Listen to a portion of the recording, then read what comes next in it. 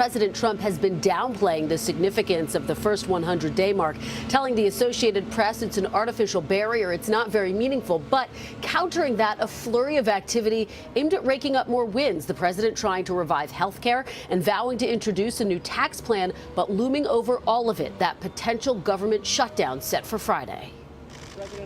With Donald Trump's presidency approaching the 100-day mark, the president and his aides are sounding a triumphant note. He is fulfilling his promises and doing it at breakneck speed. But the new NBC News Wall Street Journal poll tells a different story. With 45% of Americans, he's off to a poor start. Mr. Trump's job approval rating now stands at 40%, the lowest for any president at the 100-day mark in the history of the poll.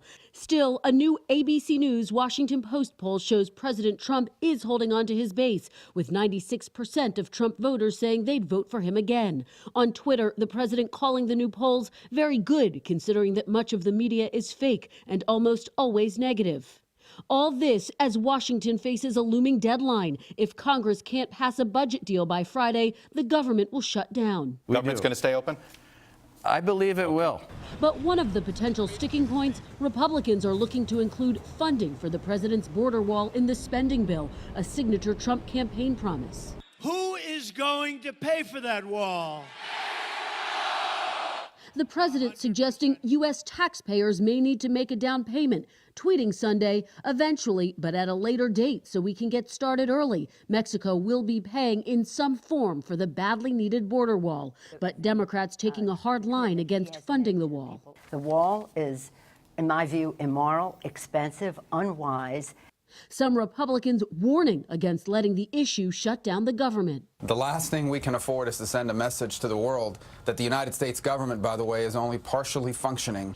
This comes as the White House is also aiming to resuscitate the failed effort at health care reform.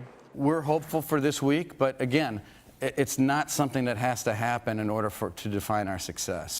And today, former President Barack Obama, who's been spotted vacationing in recent weeks, is coming off the sidelines, hosting a discussion about community organizing at the University of Chicago. Obama's first public appearance, just days before the current commander-in-chief, marks a major milestone.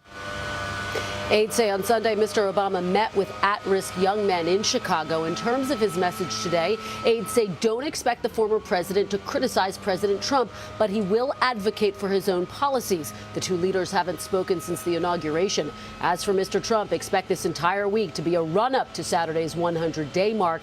In fact, later today, he is going to hold that unprecedented White House meeting with the UN Security Council. Matt, Savannah.